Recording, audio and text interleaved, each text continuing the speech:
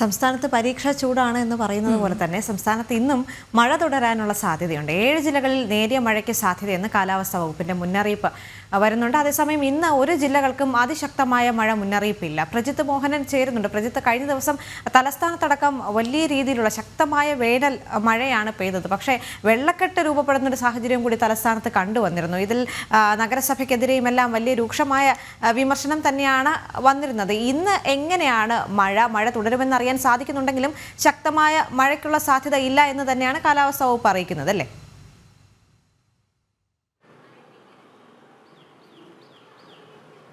ദേവിക, അങ്ങനെ തന്നെയാണ്. കാരണം മഴ ഉണ്ട് എന്നുള്ളതാണ് കാലാവസ്ഥാ നിരീക്ഷണ കേന്ദ്രത്തിന്റെ അലർട്ട് പ്രകാരം നമുക്ക് മനസ്സിലാക്കേണ്ട കാര്യം. 7 ജില്ലകളിൽ തിരുവനന്തപുരം, കൊല്ലം, പത്തനംതിട്ട, ആലപ്പുഴ, കോട്ടയം, എറണാകുളം, ഇടുക്കി ജില്ലകളിൽ അലർട്ട് നൽകിയിട്ടുണ്ട്. നേരിയ മഴയ്ക്കുള്ള സാധ്യതയാണ് മുന്നറിയിപ്പിൽ പറയുന്നത്.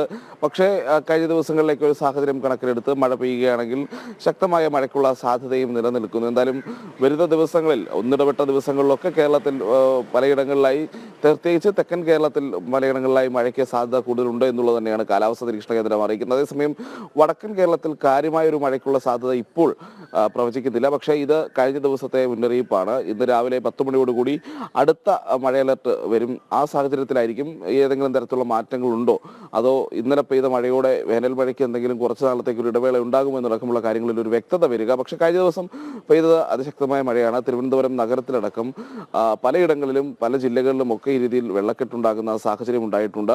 തിരുവനന്തപുരം നഗരത്തിൽ ഈ റോഡ് പണിയൊക്കെ നടക്കുന്ന ഒരു സാഹചര്യമുണ്ട്. അപ്പം ഈ മഴക്കാലപൂർവ്വ ശുചീകരണം എന്നൊക്കെ പറയുന്നത് കൃത്യമായി നടപ്പിലാകാത്തൊരു നഗരസഭ കൂടിയാണ് തിരുവനന്തപുരം. പല സ്ഥലങ്ങളിലും അത്തരം വീഴ്ചകൾക്കൊക്കെ നേരത്തെയുണ്ട്. ഇനി സാധാരണഗതിയിലുള്ള മഴക്കാലപൂർവ്വ ശുചീകരണത്തിൻ്റെ ഒരു സമയമാകുന്നതേ ഉള്ളൂ. പക്ഷേ ഈ വേനൽ മഴയൊക്കെ മുന്നിൽ കണ്ടുകൊണ്ട് അത്തരത്തിലുള്ള നടപടിക്രമങ്ങളൊക്കെ എടുക്കുന്നൊരു അല്ലെങ്കിൽ അങ്ങനെ ഒരു ശുചീകരണമൊക്കെ നടത്തുന്ന ഒരു ശീലം പണ്ടുണ്ടായിരുന്നു. ഇപ്പോൾ അത്തരം നടപടികളൊന്നും നടക്കാറില്ല എന്നുള്ളതാണ് യാഥാർത്ഥ്യം. എന്തായാലും അതോടൊപ്പം തന്നെ ഈ റോഡ് പണികൾ കൂടിയായപ്പോൾ പലയിടങ്ങളിലും നഗരത്തിൻ്റെ താഴ്ന്ന ഭാഗങ്ങളിലൊക്കെ വെള്ളക്കെട്ട് രൂക്ഷമാകുന്ന ഒരു സാഹചര്യം ഉണ്ടായി. ആരും പ്രതീക്ഷിച്ചിരുന്നില്ല എന്നുള്ളതാണ് ഇത്ര ശക്തമായ മഴ പെയ്യുമെന്നുള്ളതൊരു യാഥാർത്ഥ്യം. അതിൻ്റെതായ ബുദ്ധിമുട്ടുകൾ പലയിടങ്ങളിലും ഉണ്ടായിട്ടുമുണ്ട്. എന്തായാലും ഈ കൊടും വേനൽ ചൂടിനൊരു ആശ്വാസമായിരുന്നു. ഈ ഇപ്പോഴത്തെ ഈ ചൂടിന് വേനലിന് മുൻപ് തന്നെ വേനലിൻ്റെ ചൂടായി നിൽക്കുന്ന ഒരു സാഹചര്യത്തിന് അത് വളരെ ആശ്വാസം പകരുന്നതായിരുന്നു കഴിഞ്ഞ ദിവസത്തെ മഴ. എന്തായാലും വരും ദിവസങ്ങളിലും ഒന്നിടവിട്ട ദിവസങ്ങളിലെങ്കിലും ഇത്തരത്തിൽ മഴയുണ്ടാകുകയാണെങ്കിൽ ഈ കത്തിക്കാളുന്ന വെയിലിനൊരു ആശ്വാസം ഉണ്ടാകും എന്നുള്ളതാണ് ആകെയുള്ളൊരു ആശ്വാസം. ദേവിക. ഓക്കെ, ശരി പ്രജിത്ത് പറഞ്ഞ വളരെ ശരിയാണ്. കാരണം നമ്മൾ വേനൽക്കാലം എന്ന് നമ്മൾ പറയുന്നൊരു കാലം ഏപ്രിൽ മെയ് മാസം അത് എത്തുന്നതിന് മുൻപേ തന്നെ ഫെബ്രുവരിയിൽ തന്നെ വലിയ കടുത്ത ചൂടായിരുന്നു. അതുകൊണ്ട് തന്നെ ഇപ്പോൾ വേനൽ മഴ എന്ന് പറയുന്ന ഈ ഒരു മഴ പെയ്യുമ്പോൾ തന്നെ നമുക്ക് വലിയ ആശ്വാസമുണ്ട്.